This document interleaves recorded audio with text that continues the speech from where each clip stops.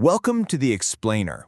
Oh, you're in for such a treat today. We have one of my all-time favorite stories to share, all about two best friends, a grand, beautiful palace, a tiny little hut, and a simple gift that, believe it or not, held all the magic of the universe inside it. Are you ready? Let's dive in. So, our whole story really starts with this one beautiful idea from Lord Krishna. What he's saying here is, it really doesn't matter how big or small your gift is. It doesn't matter if it's fancy or plain. What he cares about, what really matters, is the love that you give it with. You know, a single flower from your heart can mean so much more than a mountain of gold. And we're about to see just how a tiny, tiny gift becomes the biggest treasure in the whole world. Okay, so let's meet our two best friends. First up, we have Lord Krishna. Now, he's a wonderful, kind king, and he lives in this amazing, sparkling city called Dvaraka. And then we have his childhood buddy, Sudama. Sudama was such a good person, just a really kind man, but he was also very, very poor and lived in a small, simple hut. So you see, one is in a palace, the other's in a hut, but that didn't matter one bit because their friendship was the real deal. So one day, Sudama's wife suggests, hey, why don't you go visit your friend King Krishna? But Sudama felt a little awkward. I mean, what can you possibly bring a king as a gift? All they had in their house was a little bit of flat, chipped rice. It's called Prithuka Tandula. Let's try saying that together. It's kind of fun. Ready? Prithuka Tandula. Good. Well, that's all he had. So he took just a little handful, tied it up in a piece of cloth, and started his journey to the palace. Now you can imagine, when Sudama got to this huge, magnificent palace, he felt pretty nervous. But the second Krishna saw him, Krishna's face just exploded with joy. He didn't walk, he ran to Sudama, gave him the biggest hug you've ever seen, and treated him not like some poor visitor, but like his own brother. He even sat Sudama down on a special, super soft bed that belonged to his own queen. So after they talked and laughed for a while, catching up on old times, Krishna got this big, warm smile on his face, and he asked this question. Now, he wasn't being greedy or anything. His voice was just full of love and excitement. You know that feeling when you know your best friend has a surprise for you, even if it's a tiny one? That's exactly how he sounded. And inside their heads, two totally different things were happening. On one side, you have poor Sudama thinking, oh no, my gift is just a bit of old rice. It's worthless. How can I possibly give this to a king? He's married to the goddess of fortune herself. He felt so ashamed. But Krishna, well, Krishna could see right into his friend's heart, and he was thinking, wow, anything, even the smallest little thing, when it's given with pure love, that is the greatest gift in the entire universe. Let's just pause for a second. Have you ever felt like that?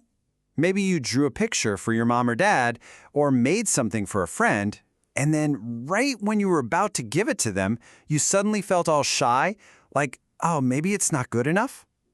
That is exactly how Sudama was feeling right then. Krishna totally knew what was going on. He knew why his friend was being so shy, but instead of making it awkward, he turned it into a sweet, gentle game.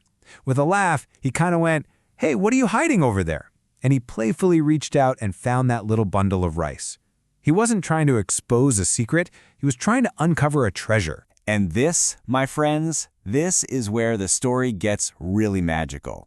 That little bundle of chipped rice, the one Sudama thought was worth nothing, was about to become the most amazing meal in the history of the world. Holding the little bundle, Krishna's eyes just lit up. You brought this for me? He exclaimed, just bursting with happiness. This is the best gift ever.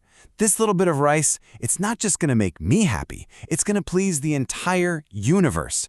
You see, he didn't see chipped rice. He saw his friend's love. And that was everything. And with that, Krishna opened up the little cloth bundle, took out a small handful of the rice, and ate it. Just one single handful. And as he ate it, you could just see the pure joy on his face. He loved it so much he immediately went back for more. He reached for a second handful.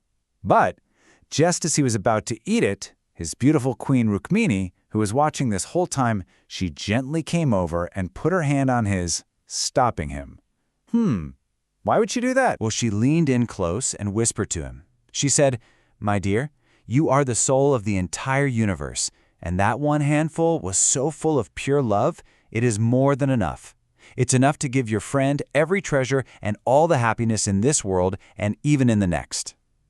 Can you believe that? One small handful of rice had all that power inside it. So, Sudama stayed the night, and he was treated like the most important guest in the whole world. The next morning, he began his long walk home. Now, Krishna didn't give him any gold or jewels to carry back, and yeah, Sudama felt a little bit embarrassed about going home with nothing in his hands. But he wasn't sad, not at all. His heart was just completely overflowing with joy from seeing his friend and feeling all that love. As he was walking, Sudama was thinking it all over. Krishna, he hugged me, a poor man, like I was his actual brother. He showed me so much love, and, he didn't give me any money. Why not? And then it clicked. Of course, he didn't give me riches because he was afraid that if I got rich, I might become proud and forget all about him. He was protecting me. Sudama just smiled. Krishna hadn't given him gold. He'd given him something way, way better. He'd given him his love. So Sudama was lost in these happy thoughts, just feeling so thankful for his amazing friend. But he had no idea that the biggest surprise of all was still waiting for him. As he got closer to the spot where his little hut was supposed to be, he started to see something impossible. Instead of his village, there were these huge, towering palaces. They were shining so brightly, it looked like they were built out of sunshine and fire and moonlight all mixed together. He saw these incredible gardens, just bursting with colorful flowers, and there were these sparkling pools of water that shimmered, and all around him he could hear the most beautiful birds singing their songs. It was the most amazing place he had ever laid eyes on. Sudama just stood there, completely stunned. He rubbed his eyes. He must be dreaming, right? He thought, what is this place? And where did my home go? And just then, the door to the biggest, most beautiful palace swung open, and out ran his wife. But she was dressed in these gorgeous, shimmering clothes and jewels, looking just like a queen. She ran to him with tears of joy in her eyes. And in that one moment, Sudama understood this unbelievable, magical palace. It was his new home. This was Krishna's secret gift, given without a single word. Inside, it was like a fairy tale. The beds were as soft and white as foamy milk. The couches were carved from ivory and sparkling with gold. The walls themselves were made of clear crystal with bright green emeralds inside. Krishna had taken that small, humble gift of love, and in return, he had silently given his friend a world of wonder. And Sudama got it. He understood everything.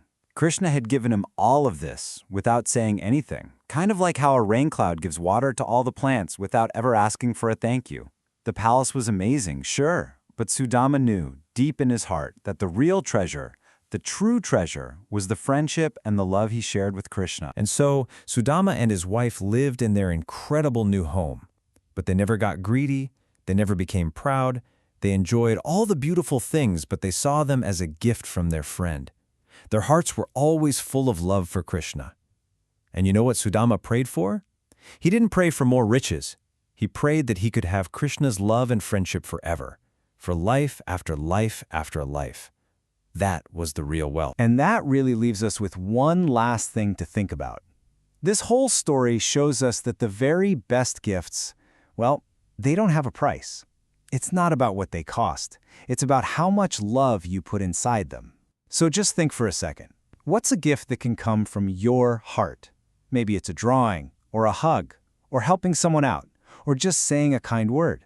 That gift, it might just be the most valuable thing in the whole universe.